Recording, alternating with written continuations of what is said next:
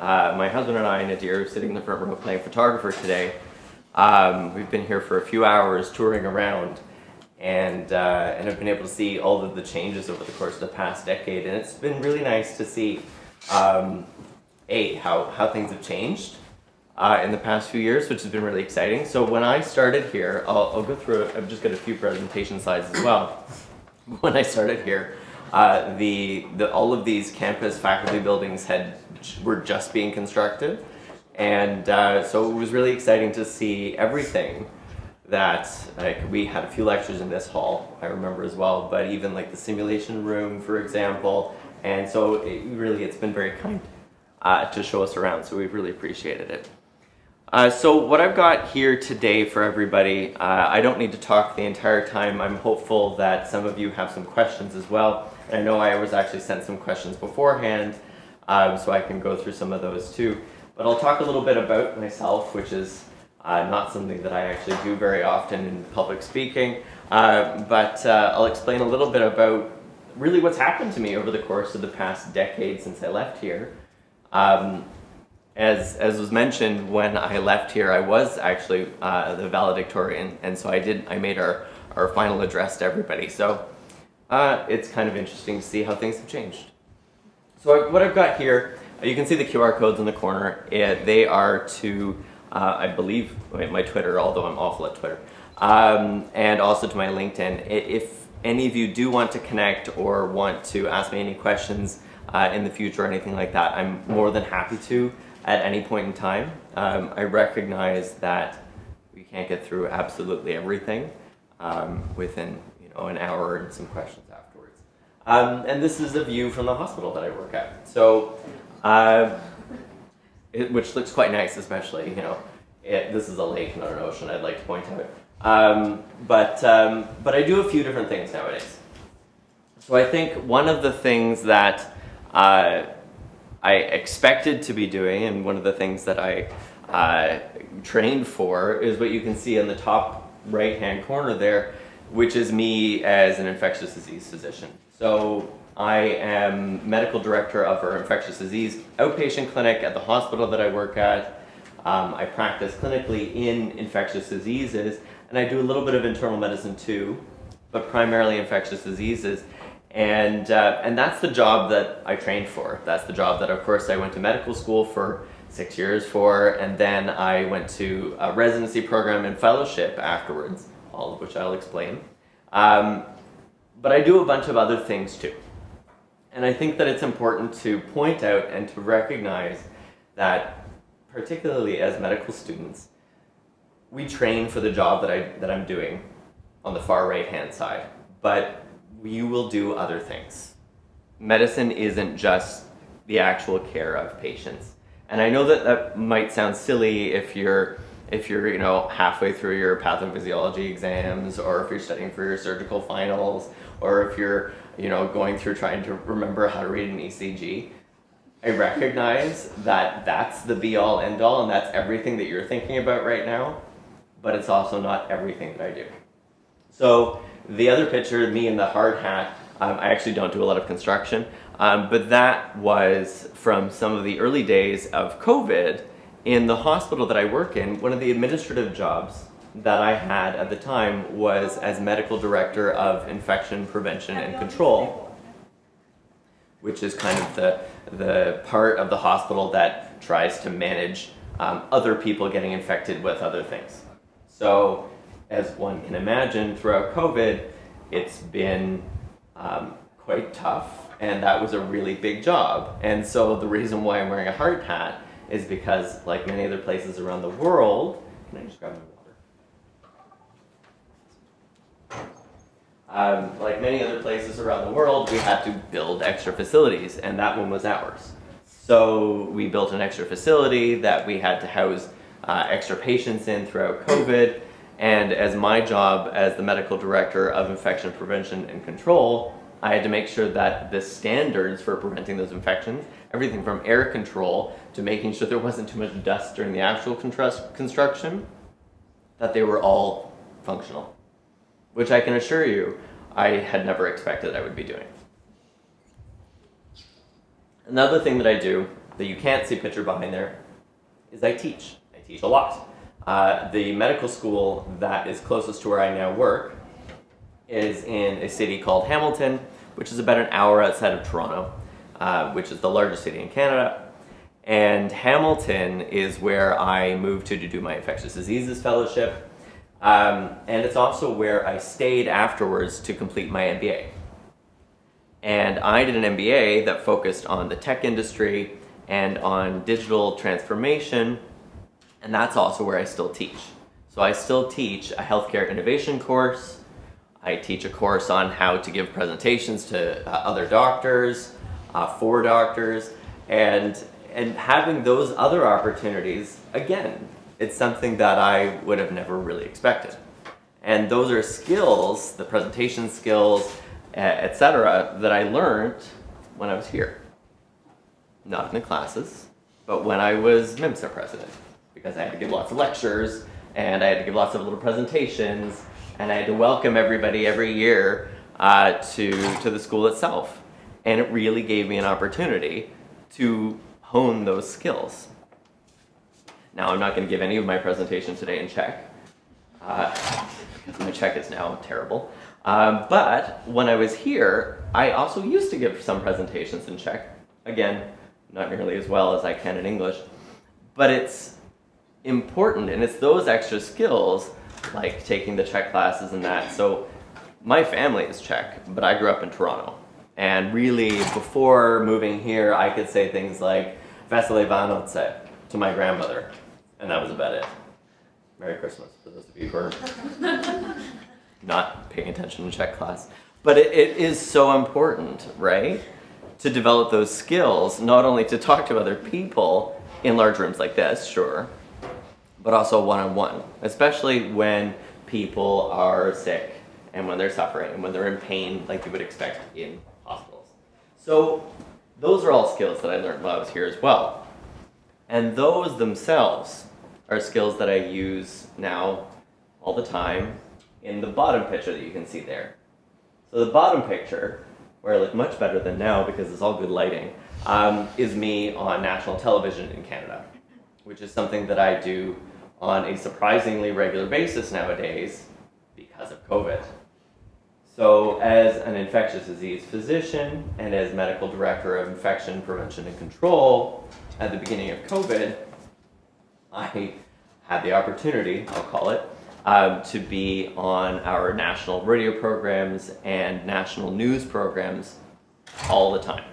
I think there was a time that I was on, every day, to talk about everything COVID, what you should do, what vaccines you should get, any of them, and whether you should wear a mask and things like that.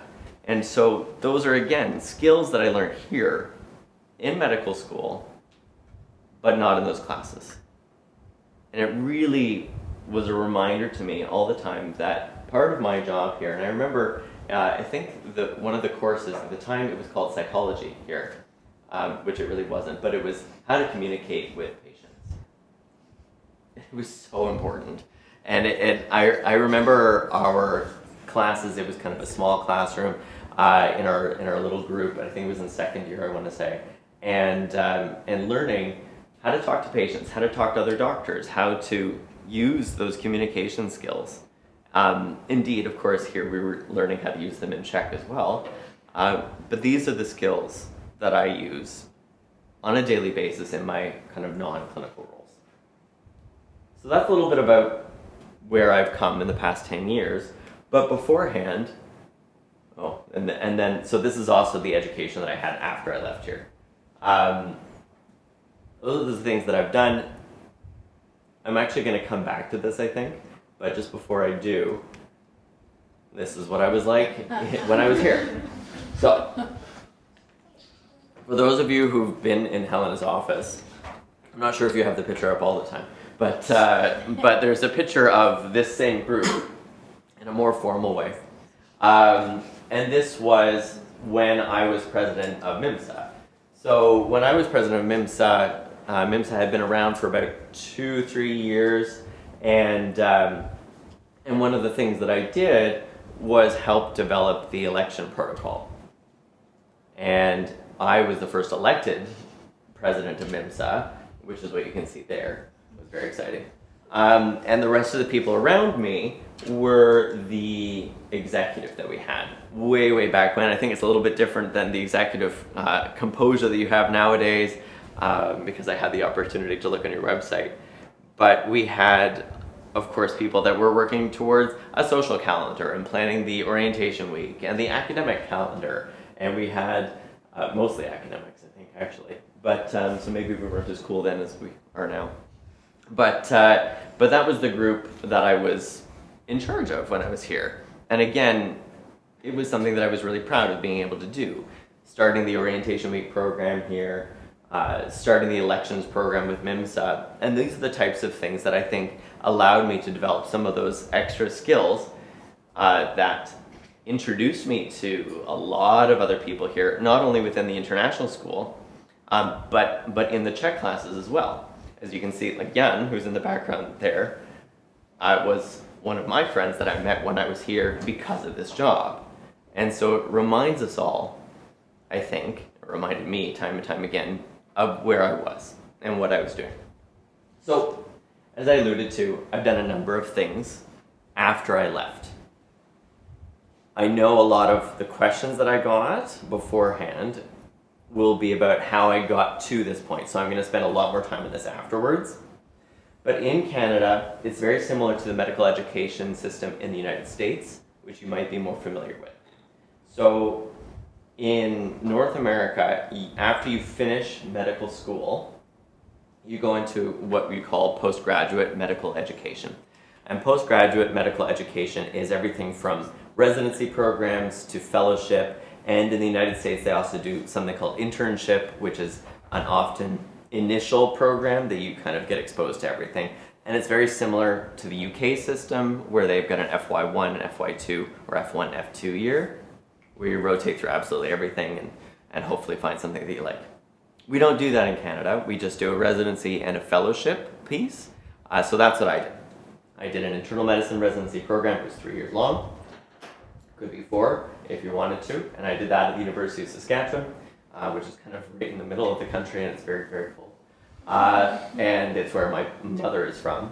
And then the second program that I did, the fellowship, was in infectious diseases. And that's the program that I did at McMaster University, where I'm now an assistant clinical professor, and that's where I continue to teach. The last thing you'll see on the bottom there is that I have an MBA as well. Why I went back to school after finishing everything and being able to actually work and make money. And I ask myself the same thing all the time. But I've done it now, it's behind me, so that's great. But the reason why I did that was, again, to help round out some of those other skills that I've talked a lot about at the beginning. Those skills in how to speak with other people, those skills in how to develop businesses. At the time, initially, it was intended so that I could develop other clinics. But of course, through COVID, everything changed, and so I had the opportunity to use the skills that I learned in the MBA to actually change the clinics that I ran and also other clinics around my hospital into virtual clinics, which we can come back to in a little while. So all of those things, all of the formal education, it was a lot of exams at the very end of it, and a lot of exams to even get there. So I think that's what I'm going to be talking about next. So this is going to be the crux of, I think, why a lot of you are here to learn about it. So is anyone from Canada or the United States? You're from Canada? Yeah. Well, what part? London, Ontario. Oh, lovely. Did you grow up in London? Yeah. That's good. So London is about an hour and a half away from where I live. And actually where my husband did his MBA.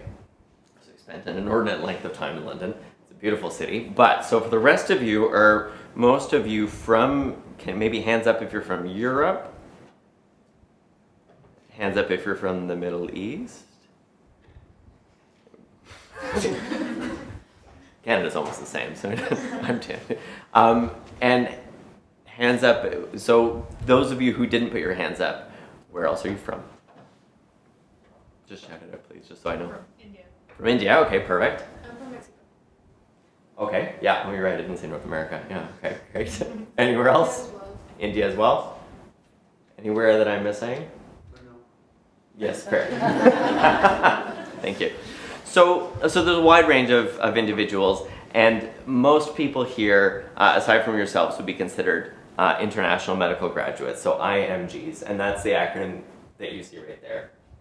And in Canada, there are certain medical residency spots that are held on a first-round basis for international medical graduates, and certain ones that aren't. So the process by which you get to apply for these spots is complicated. So hands up if you've heard of or done the USMLEs.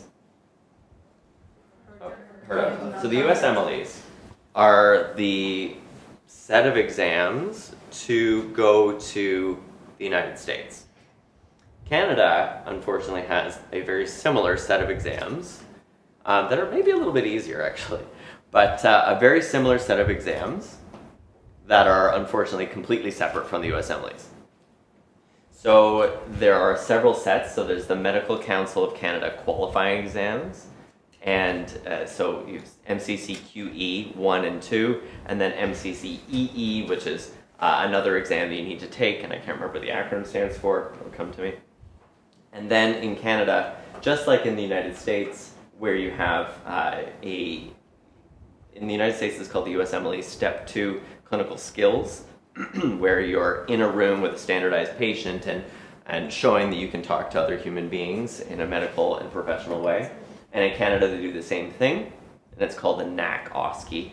And all of these steps, the MCCQE1, the MCCEE, and the NAC-OSCE are what's required to be able to apply for residency positions in Canada.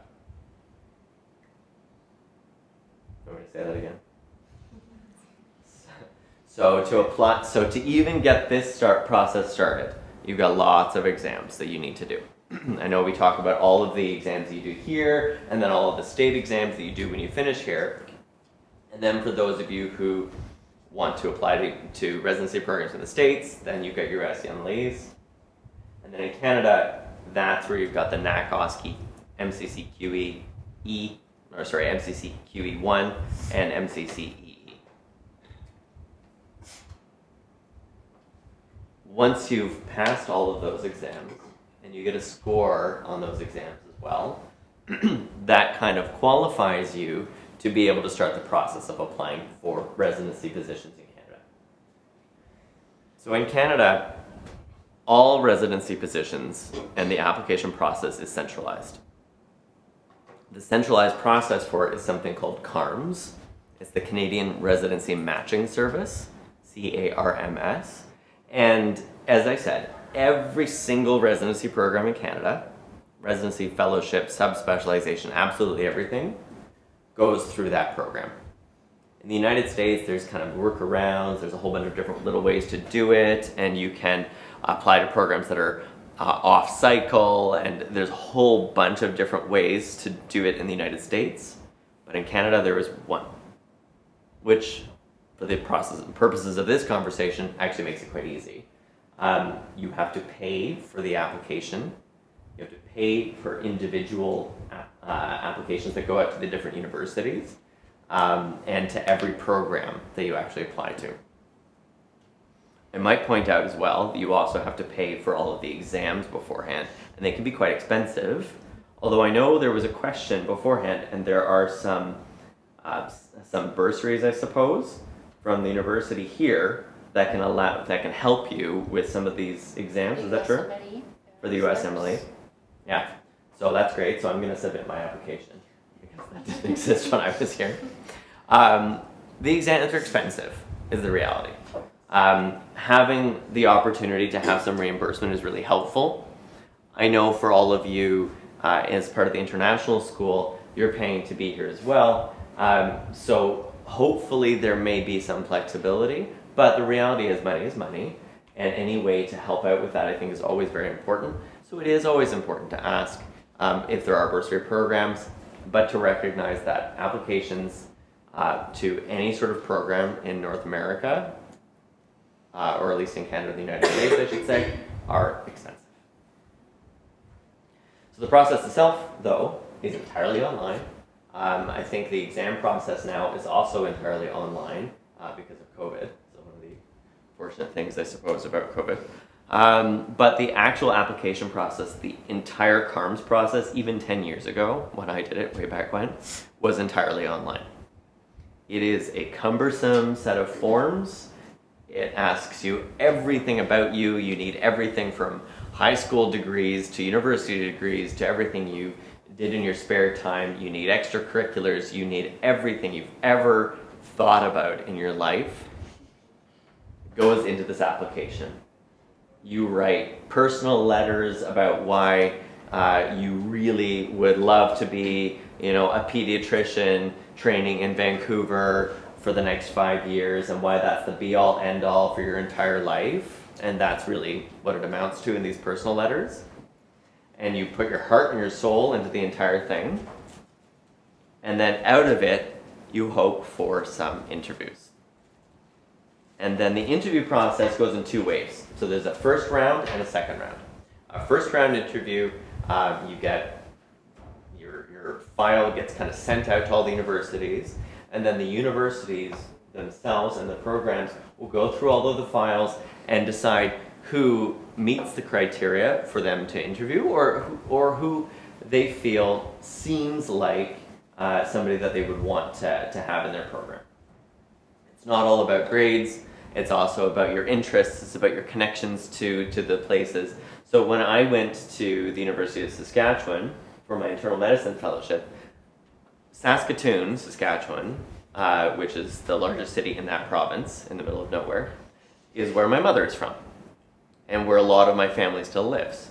So I, believe you me, put that all through the letter, and my entire letter was about how I had grown up going to Saskatoon and had spent a lot of time there, which is true. I spent an inordinate amount of time. You never go in the winter, it's way too cold.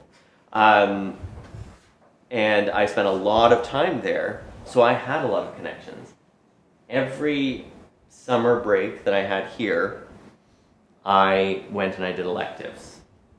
Some of the electives that I did were in Saskatoon, actually in pediatrics. One was in respirology, and I met people when I was there. And it's a lot to do with not just who you know, but why there's a connection for you to be in that city. So I've been on the other end too of the trying to hire residents. I was our chief resident actually in Saskatoon. So part of my job was to hire new residents. And being on the other side, what you want as an employer is to hire people who want to be there, particularly for a city in the middle of nowhere like Saskatoon, who want to be there and want to stay. So I have a lot of family in Saskatoon, and it would have been very reasonable for me to stay in Saskatoon to work there. I ended up having to leave because of my infectious disease fellowship, because they couldn't get one in Saskatoon. They don't have a program, it's very small. And I actually matched to a fellowship program at McMaster, where I now work, which is actually very close to where I grew up. All great options for me personally, but as I said, what the university is trying to do is trying to build a group of employees that love their jobs, love where they live, and want to stay.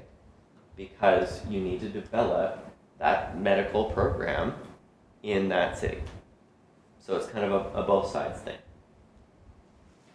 The other city that I actually did a lot of electives in was London, incidentally. So there are a lot of opportunities to do electives throughout Canada and the United States as well. And I would really encourage people throughout their summer, and indeed to do some of their other classes. I did my pediatrics rotation, my final one, actually in Saskatoon instead of here. At the time, that was something that was possible, and I thought it was a great idea.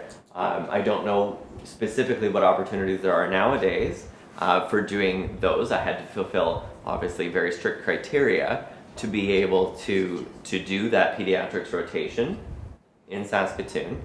But it really gave me that opportunity to make those connections, to meet those people, and to build those ties to ultimately end up working there. Does that make sense so far? Okay. Does anyone have any questions just at this point here? I know there are a lot of questions here, but no, okay. Yeah? From the moment of the application, when you submit all the documents and exams, everything, how long approximately, if you know how long it takes until you actually can get into the residency program? Yeah, so that's a great question. So the question was, what is the timeline to be able to go through that application process? So the CARMS portfolio, or the CARMS kind of portal, opens in, I think it's August or September of the year before a residency program will start. So for the people, all residency programs and fellowship programs in Canada start on July 1st, which is a holiday in Canada, so it doesn't make any sense. So they all start on July 2nd. And for that application cycle, it starts in August, September of the year before. So you have a few months to be able to work on all of your documentation, to decide what programs to apply to. All of the programs will have program descriptions and strengths of the program and where it's based, because of course Canada has a lot of rural places. Canada is very remote. Most of Canada is exceptionally remote. So almost all the programs will have a home base at a certain area, and will say as well, our rural component or our other component is here, or you can go there, and we have connections with XYZ place, and these are the opportunities that our program has. So come here, we love it. You apply throughout the autumn, and I think application deadlines are usually at the beginning of December. And then behind the scenes, universities will open these portals and we'll be able to decide who to interview over the coming month. So in January, February, there's about a month of interviews. Again, it's an incredibly inopportune time to have interviews across Canada, because you usually get trapped at the airport because of the snow. You fly, at the time we flew across the country, literally to interview at different places. Now, of course, you can have a lot of the interviews online, which will be very convenient. And then, to make matters even more complicated, after all of the interviews are done, the universities and the individual will submit a ranking of where they want to go. And that's the whole match program that they use, and the system that they use in the United States as well. We use the same one in Canada. So the university will rank, 100 individuals who they want for their 5 spots, and then you, as an interviewee or a medical student, will rank all of the places you want to go to. And the algorithm is hidden, and no one knows what it does, and so on and so forth. But reportedly, the algorithm defers to individuals' rank order list first. So if you really wanted to go to the University of Saskatchewan, that was your number 1 choice, and then the second one on your list was the University of Toronto, then and they ranked it in a different way. If they both ranked you fairly high, for example, you would go to your number 1 spot, which would be great. Does that make sense? So timeline, it does take some time, but when you are opening the portal, start it early. It takes a lot longer than it seems. It can, as I said, it can be very, very cumbersome. You have to put in a lot. It's a lot of forms you have to fill out. So it makes a lot of sense to pace yourself and do little bits at a time. That is what I did on the advice from friends of mine, and it was very helpful to be able to do that. So I know this might not be something that you may know very well, because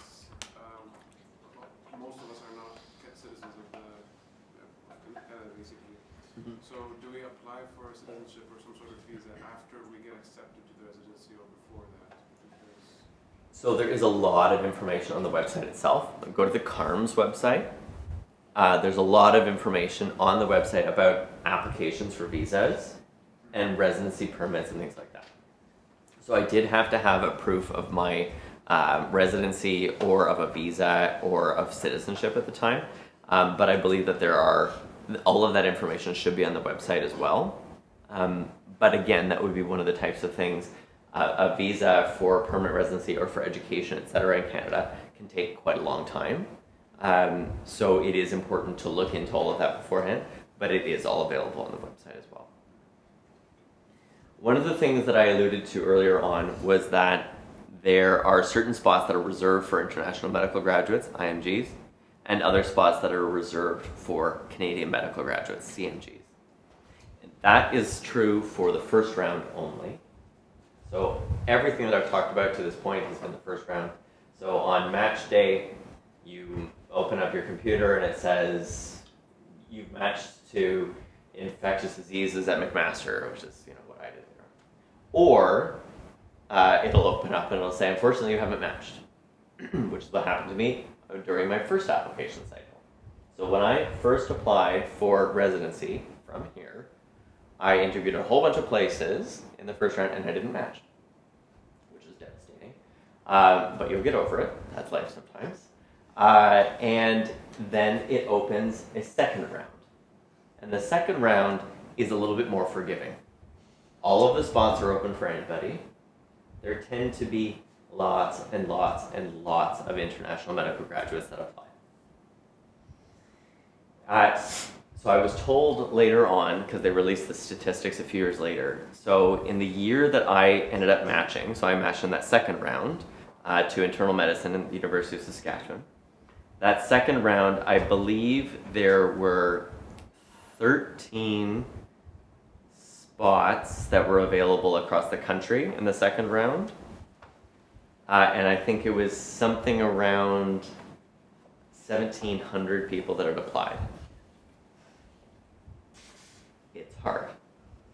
It's a daunting task. 13 slots for 1,700 people. There are a lot of people that don't get matched.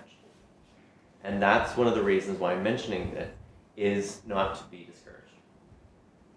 It was the same thing, if not even a little bit easier in terms of numbers for that first round that I didn't match in, because there are fewer spots that are geared specifically for international graduates, keeping in mind that there are very few Canadian graduates that don't match in the first round, and there are spots that are reserved for people that didn't match, people who are international, people who are Canadian but were educated abroad. There's a lot of opportunities. It's an opportunity really to expand your horizons, to apply for different programs in places that you maybe didn't see yourself living in, but again, always looking for those connections to those places. But there's 2 rounds, and then the other major discrepancy, because there are 2 rounds in the United States as well for their MAT program, but the second round in the United States program is like a free-for-all, and you can contact programs directly, and you can do all these sorts of things. And in Canada, it's still completely centralized. So it's a very organized process. The second round, you don't have to do your application again. You can just gussy it up a little bit and resubmit it to the new programs and that sort of thing with new letters, etc. The program saves everything, thank God. And then you can go through that process again. That process, the turnaround time is much faster. I think you get a week or 2 weeks from the match, the first round match, to when the deadline is for submission for the new one again. It's much, much, much faster. Applications open, the next day. You hear about it a few days after that, and then your interviews are the week after. It's a very, very quick turnaround, because you're looking at these programs that now have, and they wouldn't have been able to predict how many spots they had unmatched, trying to fill those programs. And part of that, of course, for the program itself, is that they get funding from the government for all these programs. The government will fund, the University of Saskatchewan for 5 new pediatricians a year. And they'll say for every single year you get this lump sum of money, and that gets divided amongst all of the people that go there. So you get a salary when you're working as a resident and as a fellow. And to be able to keep that same funding, the programs need to fill the spots. So although you get paid directly from the university, and it's subsidized by the government, and that's some of the incentive, of course, for the program itself. Does that make sense? Do you know if in the US they have the same property competition between IMGs and national? They do. So the question was whether there's the same level of competition between the United States, between international graduates and local graduates in the United States, and there is. I get the impression that it's more so, which is not surprising. Everyone, I would say, in the world at some point in time thinks that they would want to move to the United States, and I think, I don't know, live the American dream. Every Canadian too, I think. At some point I think, wow, well, maybe I'll move to New York. Even I'm glad that I don't live in New York. There's far too many rats. But I love New York as a point of interest. But I'll stay in Toronto. I think the United States is often seen as I don't whether it's more open to other people coming into the country, but I think it's more well known, and I think it's much easier to see yourself moving to a humongous city like Toronto or LA or Chicago or San Francisco, as opposed to in Canada, where most people have heard of Toronto, and then some people might have heard of Vancouver, and then it's about it. And we used to joke when people, because we were mean, when I was living in Saskatchewan, everybody that would come there would say, oh, well, my dream has always been to move to Saskatchewan and to live here. It's nobody's dream. Saskatchewan's a lovely place, but if you haven't been there before, you don't know that. And respectfully to people from Saskatchewan, most people don't know that. And so we used to ask people to name 2 other cities, and almost no one could do that, which is fine. Learn about the places that you're going to. There's so many great opportunities, and really I think it is because of the fact that the United States is so well known. And if you have movies from Hollywood and TV shows that, I mean, if you've ever watched Grey's Anatomy, you know it's in Seattle. What else is in Seattle? But you know about it, and you've heard about it, and if you're looking at a list of programs, you can see Seattle and think, oh, yeah, I've heard of it. It's a little bit rainy. It seems to always be raining in the TV show. It is. But if I told you that Vancouver is very similar to that, it is as well. Vancouver is a beautiful city. I only say that because Nadir's from Vancouver. But it's not true. It's a beautiful city, but it's not as well known as Seattle, for example, because of media. So I really would encourage people to look into Canadian cities or into other countries as well, but this is about Canada. So about Canadian cities, to see what the strengths are about individual cities. I mean, in Saskatchewan and in Saskatoon, the strengths of the program that I was in were the fact that it was a smaller program. I had hands-on experience to do everything. When I got into fellowship, I was the only one who came from a smaller program, and I had experiences and hands-on skills of everything from putting in an arterial line in the ICU to doing a lumbar puncture. And I could only do these things because it was a smaller program. And so I'm an infectious disease physician. And if you want to go, and this is a disappointing thing, but very good for infectious disease, if you want to see what HIV can do when it's untreated or not poorly managed, but when it's allowed to spread, you go to impoverished parts of the country. And in northern Saskatchewan, where I was able to practice a little bit because I was in Saskatoon, that's what I had the opportunity to do. Because of the program in Saskatoon, that's one of the many reasons why I fell in love with the specialty that I do. I saw conditions that I would have never seen if I was working at the University of Toronto. And it's not a slight to the University of Toronto, it's a fabulous place. They produce some of the smartest physicians I have ever met in my life. But if you want to see certain things, you have to know where to look.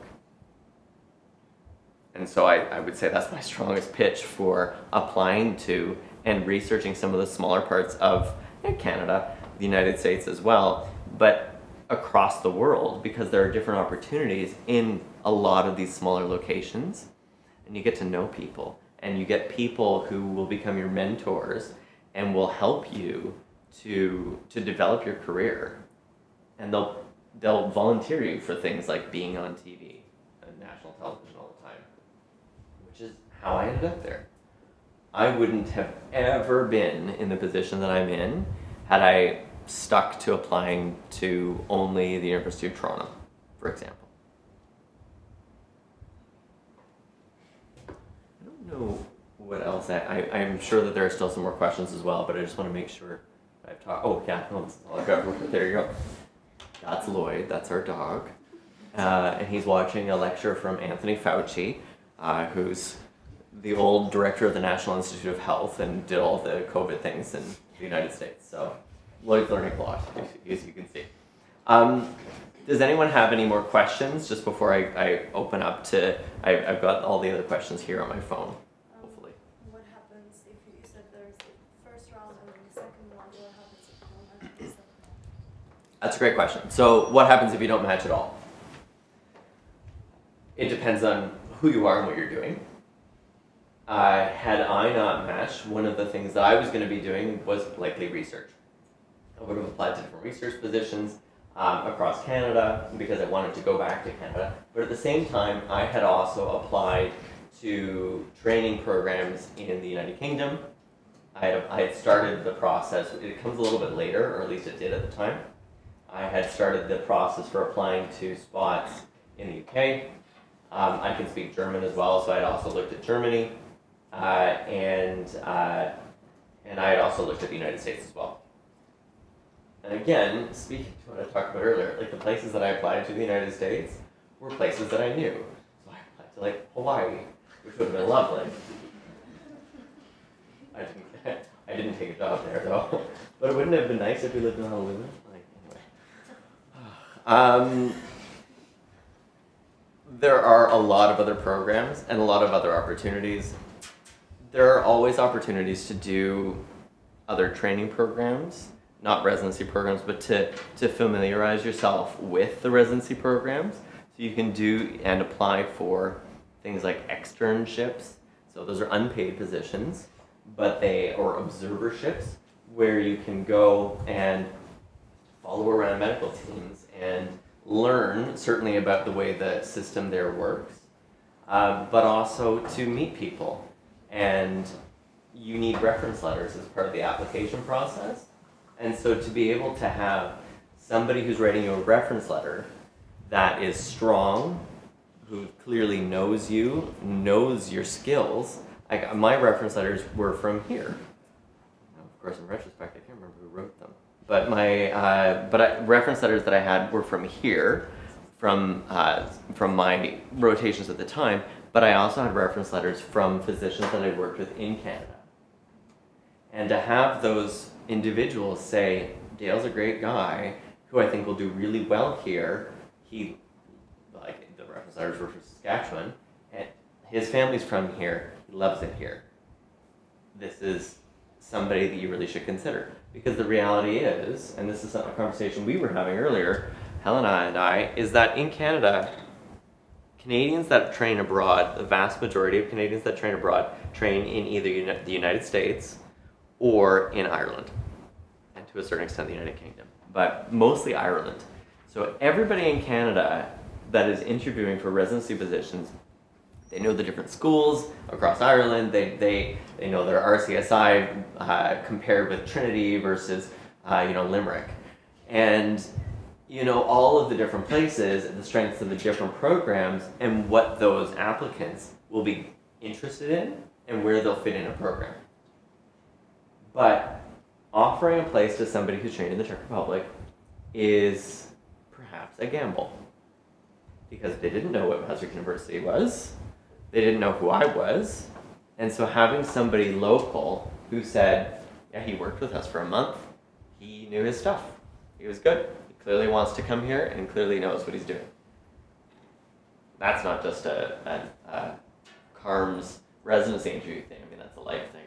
But which is so important to allow yourself the opportunity to explain who you are and what your strengths are and why you're the person for the job. And I think that that's just so important. So for these recommendation letters, like from the doctors from Canada, did you get them from the doctors you worked with during the electives you did, or? Yes.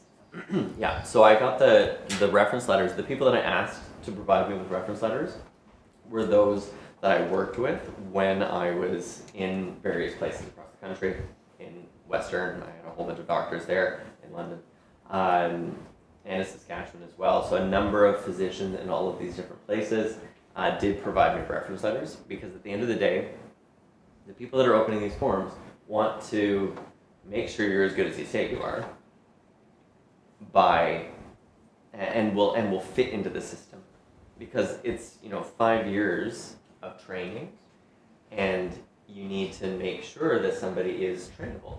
You need to make sure that somebody is excited about learning, excited about, for a lot of people, learning a new system. And it was for me as well, because of course I was educated here, I was used to the hospitals here. And the process by which you even go to the emergency department in Canada is a little bit different than the process here, with kind of more subspecialized urgent care centers and like a surgical emergency and things like that.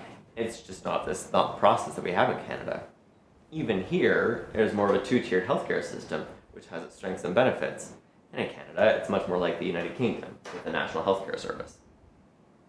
So learning how to work within different healthcare systems is something that needs to be reflected. And you show people that on the job and by doing the job. And I will say, working throughout my entire summers and Christmas breaks and all that kind of stuff, and on those rotations, they were hard to get. You had to pound the pavement, like you had to really ask a lot of people, and I had to be turned away by pretty well everyone.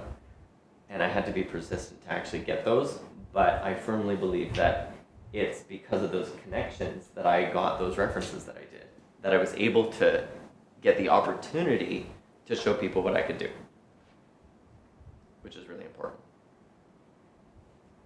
Maybe I'm going to open up, if I can find on my phone, where the questions were, because I've got them here somewhere.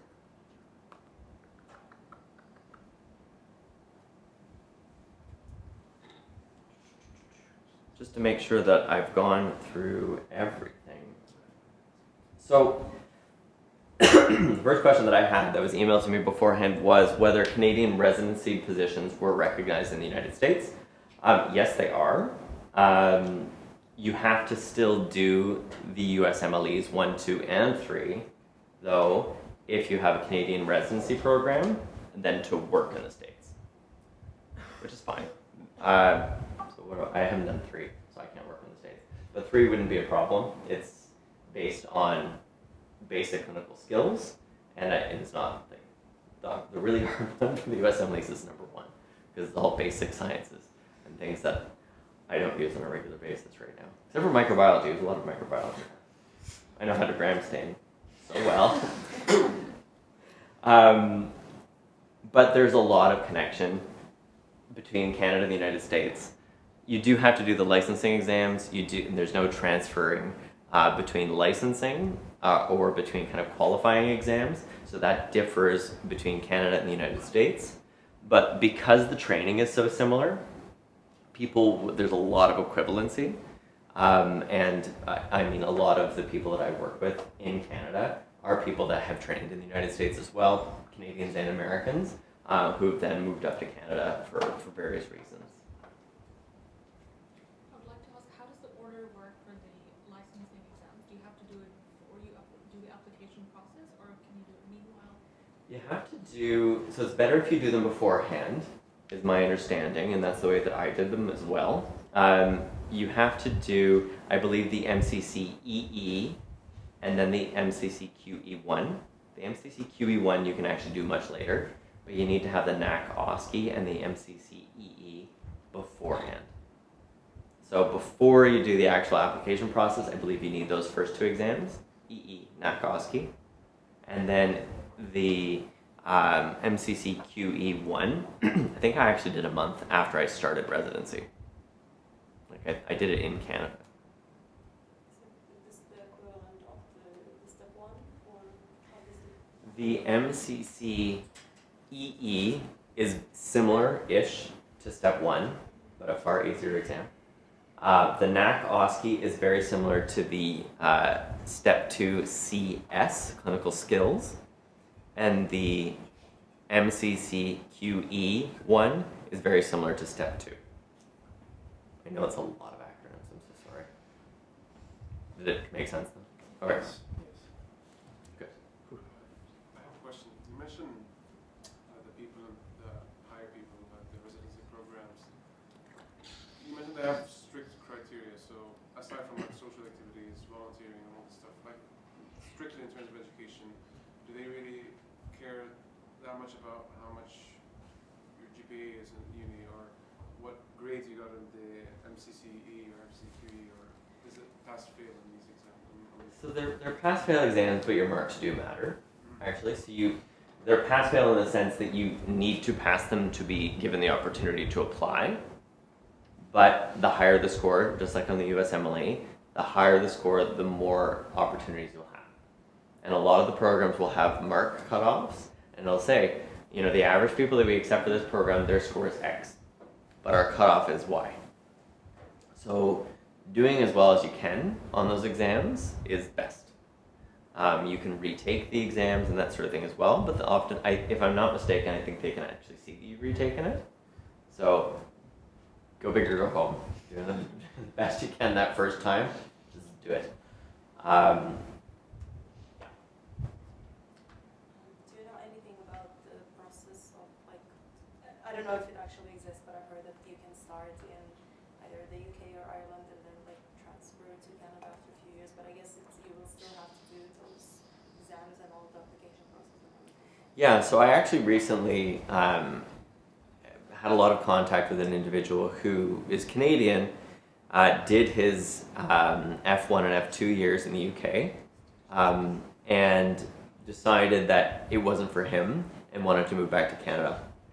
And so what you have to do, so after you've done your training programs in the United Kingdom, so those 2 intern years, is not recognized in terms of any time away from your residency program, but frankly, they're skills. Like, it's on-the-job training, and it's on-the-job training on a job that's very similar to what we have in Canada. The UK is a bit unique in the sense that the medical system, the NHS in the UK, is nearly identical to what we have in Canada. Ours is based on theirs. So barring some major discrepancies that I won't get into, it's the same system. So although it won't be formally recognized, it is something you can see on the application. And you know, if somebody was graduating from anywhere, seeing they've had some local-ish experience, and this is something they'll fit in. And they'll know what they're doing, they have the opportunity. And people also know what those programs are, so they know that in your FY or F1 and F2, you're going to be rotating through, really wide-ranging areas of medicine. And so they'll know, okay, but this is what they want. This is what they want to do. So this individual that I was talking about had done all of his rotations, and I think he initially wanted to pursue internal medicine, but decided in the end that psychiatry was really what his interest was, which is great. And so he came back to Canada. He tried to contact everybody he knew, including myself. So he and I went to the same high school, and that's how he and I got in touch with each other, and asked for meetings and asked to talk with people, and did some more psych research and built around his resume to say, look, this is what I've done. I was educated here. I did these programs, and I could tell it wasn't for me. I wanted to come home. I wanted to come, or I wanted to have a different opportunity. I wanted to come to Canada and do this.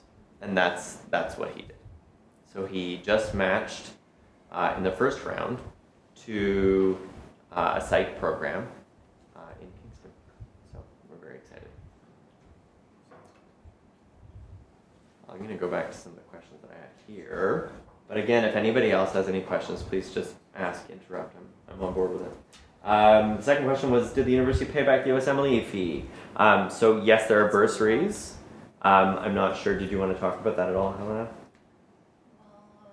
We had the information on the website. If you need more details, you can stop over to our office. But definitely, step 1 and step 2, it's recommended to do within your studies. If you pass them successfully and prove the expenses that that it cost you, we will pay you back all those expenses. Of course, if you pass, we have so many steps successfully. Yeah, not if you fail. And should it be done within the study years, right? Like until the graduation? I think step 1 should be done. It's recommended. Of course, I suppose that all steps you can do after the graduation. But definitely step 1, you are trained within your studies for the step 1, since the anatomy part phase. So it should be done within until you graduate. I meant the reimbursement. Reimbursement, it's done for the studies that you did until the graduation will be reimbursed, and step 2 if you pass after the graduation is as well. Is it also for the MCCQE1 and the NACOS, or is it just? Because we haven't had the candidates for this. I'm sure that it's equal, so we definitely can discuss it. Thank you. Yeah, the door's open. To the content of the step 1, the content of the step 1 exam is very similar to the first 2 years of education here. So it would make a lot of sense to do it at that time. I think I did it in my 4th year and it was hell. It was really, really hard.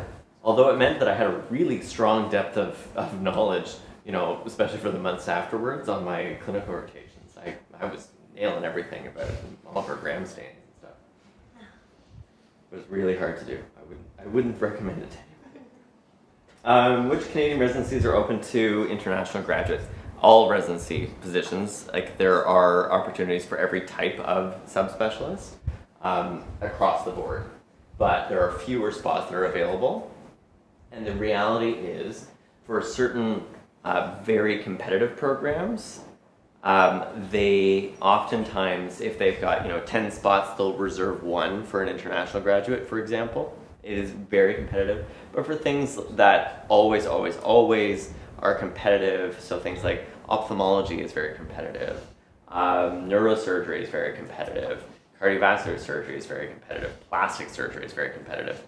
For all their strengths in all those different fields, they're very, very competitive. And the reality is there are fewer opportunities for foreign-trained graduates as a result of that. Without a doubt, the commonest places that we see foreign-trained graduates are within family medicine, pathology, and internal medicine, I would say. There's a lot of pathologists that are foreign-trained. I don't really know why. Well, that's a great job, so.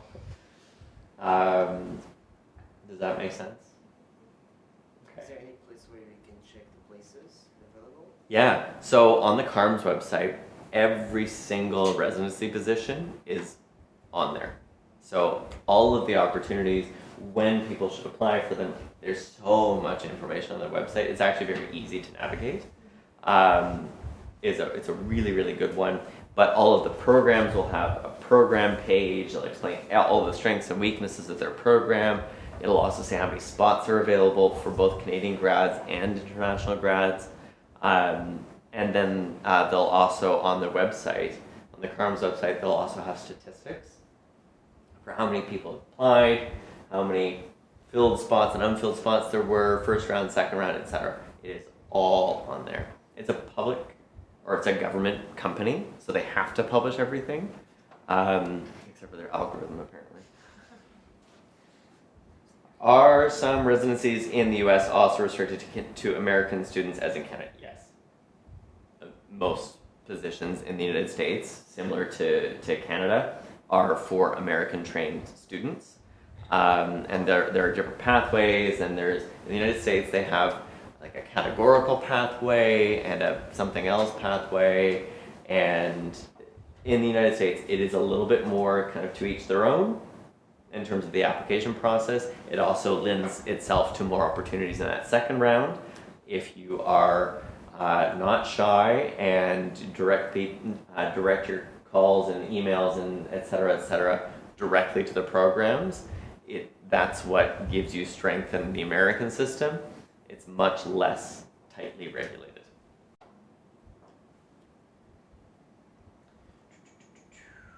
Why is the matching rate for international graduates lower than for American students? So I'll say American and Canadian students, keep in mind, so speaking from the Canadian medical student perspective, everything in Canadian medical schools is geared towards you matching at the end of it into a Canadian program.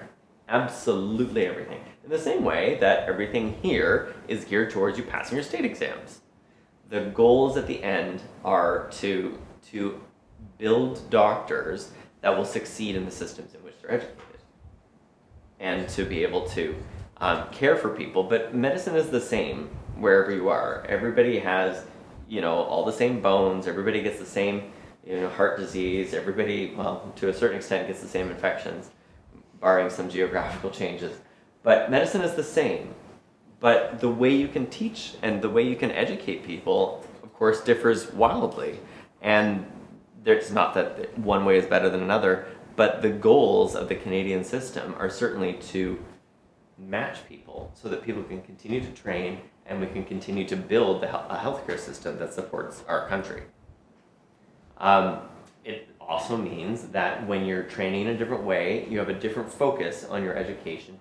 And some of the certain things that are really common, for example, in the licensing exam that I took for internal medicine and for infectious diseases, there are conditions that we know they're always going to want to test on that you never see, which as an infectious disease physician particularly I never see, for the internal medicine one, for example. And those are the types of things that, you do hear about them more frequently in the Canadian program.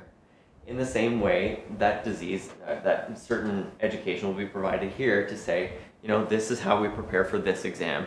This is how you'll best succeed at this course and in the care of these types of patients. Because it's just different ways of providing medical education.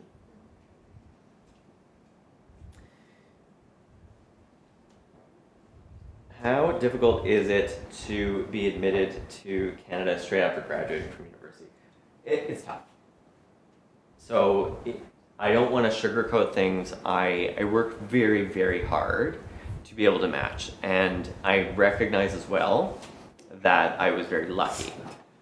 People always say luck favors the prepared, and I was very, very well prepared, not only by school here, but also because in my free time, I met people in Canada, I did rotations in Canada, I learned the things that were not gaps here, but the things that are taught more commonly in Canadian systems.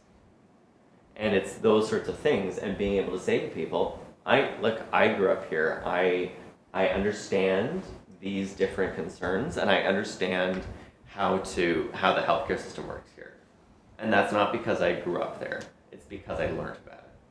So it's not, I don't think that I was in any way favored for the fact that I grew up in Toronto, because frankly, as you can probably note, anyone who doesn't live in Toronto hates anyone who lives in Toronto. It's kind of like here that everyone hates the people that live in Prague, because it's like a capital and everywhere else sort of thing. Toronto's not the capital, but it's the biggest city. And when you leave the city, no one roots for the same hockey team as you. Everyone thinks you're stuck up. And so I didn't really have that going for me. What I had going for me was that I worked in these places. And I worked in Western Canada and in Saskatchewan. And I understood how it worked because of that, not because of where I'm from.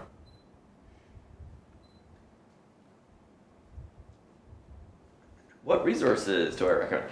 Actually, so on the Medical Council of Canada, so MCC website, they actually publish a lists of resources to use in terms of textbooks to use for studying for the exams themselves, question banks to use. The question banks are really, really helpful. So there were specific question banks for the MCC QE exams. For each of them, there's a specific question bank for each of them. Just like you would see with, I think it's USMLE World, where it's also, there are multiple choice exams. So it'll allow you not only to learn about the specific questions, but also about the format of the exam. So because it's all online, you'll know how that works. So, but all of the resources are online. Question banks are really, really helpful, or at least I found them very helpful in the way that I learned. And they do have different textbooks and that sort of thing that are on there as well. But keep in mind, as I've said, and we'll say again, medicine is the same everywhere. Your textbooks are huge, lengthy compendium, or is a huge, lengthy compendium of everything in medicine. You can't read it all. You're focusing on different areas. You're trying to connect those dots and building a scaffold in which you're going to slot all of the things that you're learning for these exams. Exams are something I've never been a fan of, in part because, yes, you learn a lot about how much somebody understands about medicine or about whatever the topic is, but you also learn a lot about examsmanship. You have to learn how to take an exam, and those of you who are, in second, third year, you know that already. You've learned that part, and it is important. It is one of the difficulties of standardized exams, like the USMLEs and the MCCQE, etc. That's one of the things that's important, and that's why those question banks really do help a lot of people. We're getting close to the end here.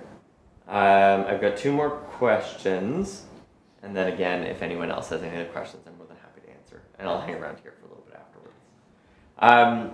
What is the method used to study to get into the Canadian program? Okay, so I've just talked about that at length. Use question banks, and study textbooks, and then studying for your classes here. Like, you were in medical school, you were doing the things you need to do for these exams already. The last question that I had sent to me, what is the criteria or possibility to get in your specialization of choice and the estimated expense for it? Yeah, so that kind of ties together 2 of the things that I've been talking about. Certainly, there are some specialties that are a little bit more difficult to get into in Canada and the United States. That will be compounded, so it will be made even worse depending on where you go. The reality is, places in Canada and in the United States that are not as famous, that are not as well known, will have fewer applicants because people just don't know about them. It doesn't mean that the program is any worse, but it does mean that there are different strengths and different weaknesses of each of the programs. But it also means that for smaller programs, people will tend to apply across the entire country to every single program. So as somebody who's applying to ophthalmology programs, there are fewer spots in ophthalmology than there are in internal medicine. So in internal medicine, people tend to be a little bit more geographically focused in where they're applying. So they'll apply to all the programs within their home province, or all the programs in the Atlantic provinces, like Nova Scotia, Newfoundland, things like that. But in ophthalmology, they'll just apply absolutely everywhere. It is important to apply broadly, as your resources will allow, recognizing that that's expensive. It's expensive to apply for multiple programs. I think within CARMS, with the first initial fee, you get, 3 applicants, or 3 or 4, kind of as a package deal, and then every additional one is, an extra, I think at the time it was an extra $90, but it's probably double that now. So about an extra, that would be about, €50? Give or take? So probably about an extra €75 kind of per application nowadays. It's not for the faint of heart. It is expensive. Canada is expensive in general. Apologies. It is what it is. I don't think that that's a great thing. It really is a barrier for a lot of individuals. But as of yet, we haven't been able to change that. So I've talked a lot about Canada, about what I've done over the course of the past 10 years from when I left here, what I did while I was here. I think that it's just one example of how somebody can go through medical school, of how I did, and what I did afterwards. I think that the important takeaways that I've had really have been the solid education that I had here, but also the other opportunities that I had to do those extra things, to be able to meet those different people certainly through MIMSA, but through everything that I've done here, is to build those extra skills to match to a program that I wanted to do the job that I love to do, but recognizing that the clinical job that I do and that I train for is not the only thing that I do. There are a lot of opportunities in medicine, and I'll come back to that. Yes? I just wanted to ask how much did the whole process, how much time do you need for the whole this process from the moment you finish your degree here and start with your residency in Canada? So I started the process years before graduating. So I graduated 10 years ago. I took the MCCEE. So I graduated in 2013, and I took the MCCEE, I think, in 2010 or 2011. So, and it's not to say if you're closer to graduation than that it can't be started. You can, go for it. But it's a long process. So to study for the exam takes several months, right? And then to actually take the exam, et cetera, it's a long process, because then you also need to wait several months afterwards to get your marks and to find out whether you passed or failed, etc. And that can be frustrating, that can be very difficult, of course. But there are also expected timelines on both the MCC website and also on CARMS. And those really are things that you can use for some of those timelines for the USMLEs as well. Again, I mentioned that step 1 for the USMLE, it's very basic science. So doing that actually in your first few years here would be really helpful. The MCCEE, while I've said that it's kind of equivalent to step 1, it's not quite as basic as science. It's kind of a mix between step 1 and step 2. There's some basic science, but it is much more clinical. It's much more practical, really. And so doing that exam when you're in kind of 4th, 5th year would be a very reasonable time. It would fit with the studies. That would all be with a goal to match while you're in your last year, because residency programs start in July. So I finished my last state exam in, I want to say April or May, I think. I could look, I have a picture of it somewhere in here, but April or May, I think. I graduated, I finished my last state exam. I went back to Canada. I moved back to Toronto. Then I moved to Saskatchewan in early May, the beginning of May, to settle a little bit. And then I came back here for graduation at the very end of May. And then started at the end of June. And then I started residency on July 1st, 2nd. Would you say that matching the Canadian program is easier or harder than the US program? Would I say whether matching to a Canadian program is easier or hard than... I think comparing the United States and Canada, I think it's very similar. There are fewer spots in Canada, so just by volume, I think it would probably be easier in the United States. The United States is 10 times larger than Canada in every way except for geography. So there are 10 times the amount of spots. There's 10 times the number of medical students. There's 10 times the number of people that live in the United States. And so where there's that volume, there's some opportunity. And so matching in the Canadian program is really hard.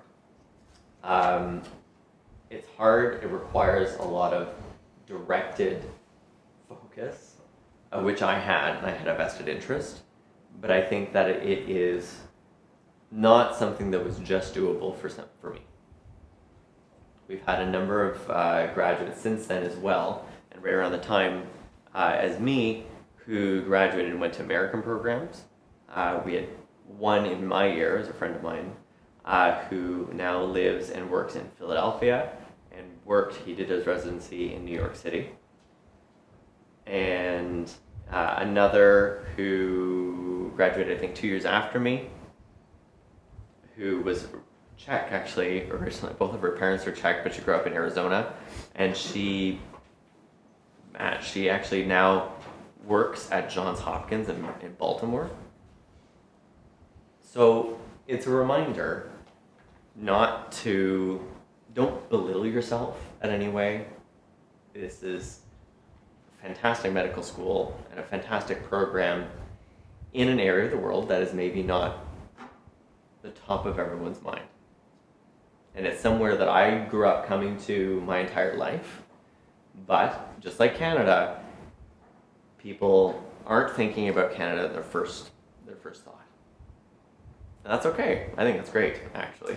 But I think that there are a lot of really great strengths about being here. I think there are a lot of great strengths about being in Canada and working there. I don't want to be anywhere else. But it's just a reminder, and I know sometimes, as I've said, when we think about kind of the big places to go to, and you think about going to the United States or going to Harvard or something like that, or going to Johns Hopkins, which is also really amazing, that's within reach too. And there's nothing wrong with going to the United States. It's a very, very different system than what I practice in. But I think there's a lot of opportunities in both places. Any other questions before I kind of tie things up? As I said, I'll hang around here for just a little bit first. Okay. Well, thank you again for having me. I really enjoyed being able to talk to all of you. And it's been great to tour around. So if you have any questions, just come ask. If you want to connect with me, I guess I can put my things up at the beginning there again. But feel free to. Honestly, I'm really happy to help any way that I can.